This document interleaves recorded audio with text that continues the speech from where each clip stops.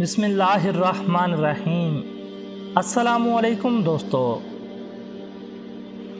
مومن وہ نہیں جس کی محفل پاک ہو، مومن وہ ہے جس کی تنہائی پاک ہو۔ ہم اللہ کو کبھی پہلا اور واحد آسرا نہیں مانتے، بلکہ ہمیشہ آخری آسرا سمجھتے ہیں، اور اسی لیے ہم بھٹکتے رہتے ہیں۔ جو آدمی زیادہ ہنستا ہے اس کا رعب کم ہو جاتا ہے۔ حقیر سے حقیر پیشہ ہاتھ پھیلانے سے بہتر ہے۔ جاہلوں کا طریقہ یہ ہے کہ جن کی دلیل مقابل کے آگے نہیں چلتی تو وہ لڑنا شروع ہو جاتے ہیں۔